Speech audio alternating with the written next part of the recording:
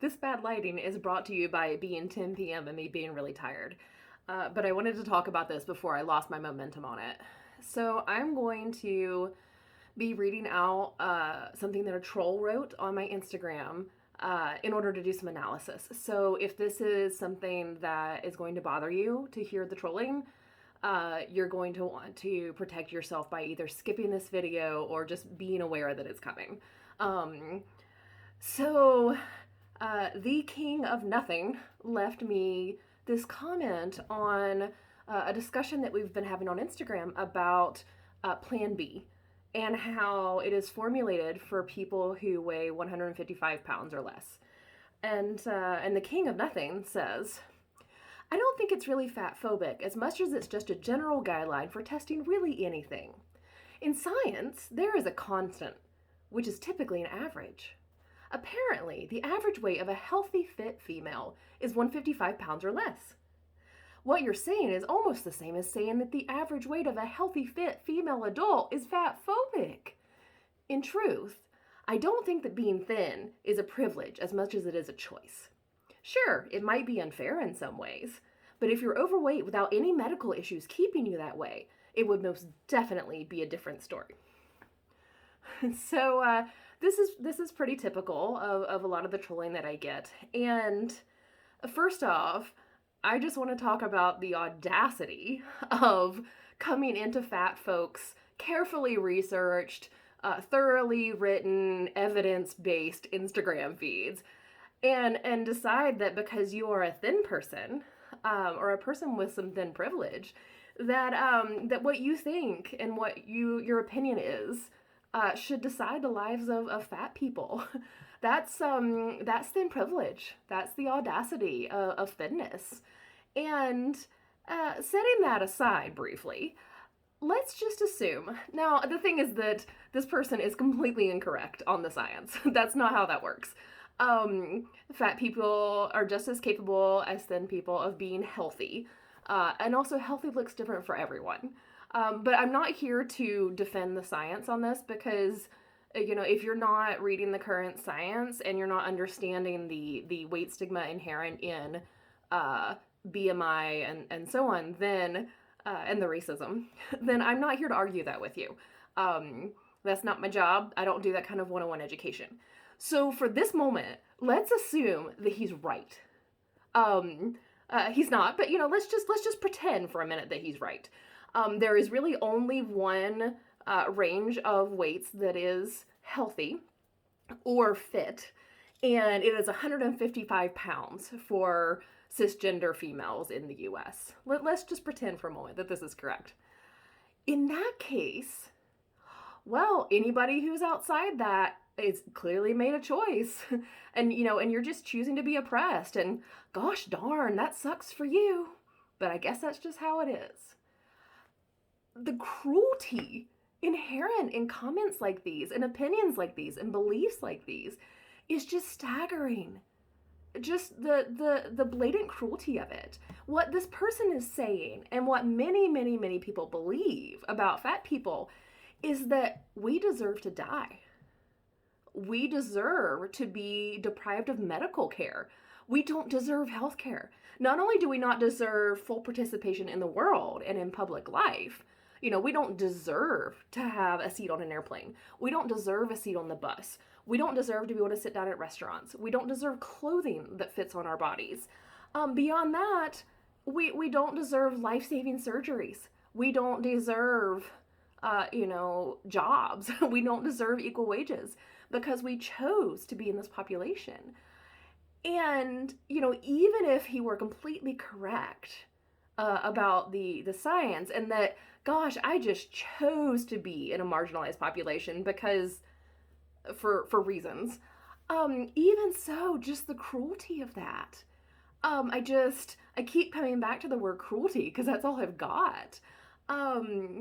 This is what thin folks are telling themselves and telling fat people to maintain their superiority and their power over fat people. And this guy is not rare. He's not unusual.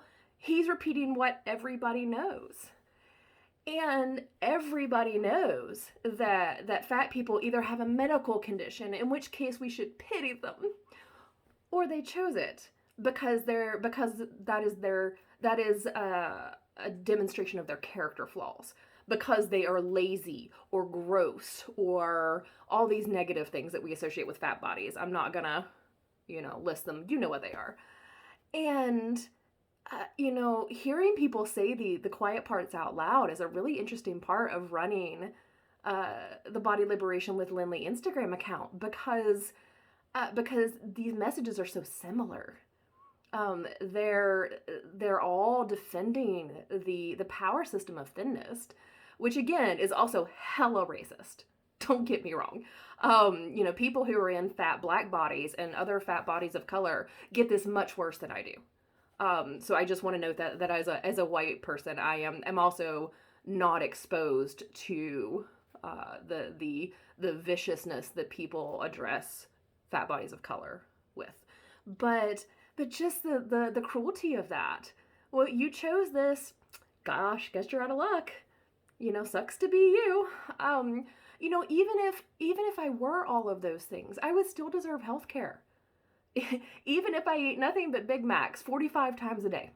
Even if I were a serial killer or a mass murderer. And I'm not going to get into capital punishment here. That's not the point. But even if I were the worst person on the planet, I would deserve health care. Why? This is a very deliberate positioning. There is a post on my blog that I'm not going to get into in this video, but it's the 11 reasons that people hate fat people. And this is a demonstration of several of them, this troll comment. But it's very much about, it's kind of whistling in the dark. Because if the king of nothing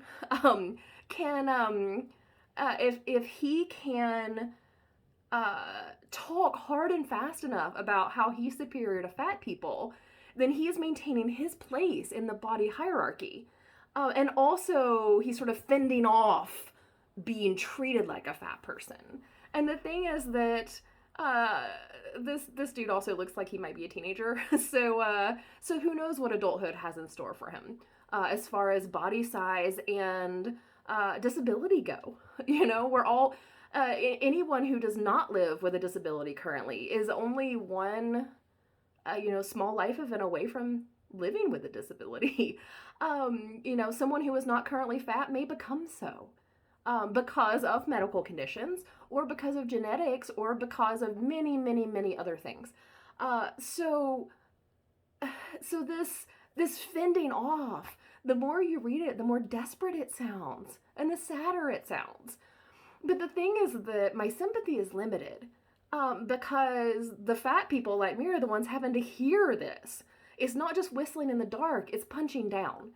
And so I'm sitting here getting punched all the time by thin people who are so desperate to ward off being treated the way they treat fat people that they're perpetuating it. It's not okay. It's not okay to treat fat people this way. Not only with denying us health care and denying us Plan B and denying us effective medications, but denying us the ability to live our lives in peace without having to be the punching bag for fragile, thin egos. Plain and simple. And the other thing that I wanted to address here is that this person seems to be a teenager from their profile image.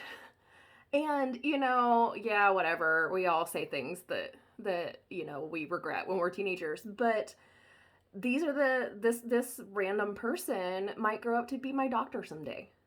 This person might be my representative in Congress. This person might be my boss. This person might be, my nurse if I ever go to the hospital. The people who say these things are not only are they repeating what everybody knows and the majority of people are thinking, but these people are the ones who are interacting with fat people in the real world. So one of the common responses when people talk about being trolled is, well, just brush it off, or they're just saying that. But these are the things that people believe. And so these are the things that fat people, this is how we're going to be treated in the real world too. Not just by obnoxious people online, because those people carry that into the real world with them.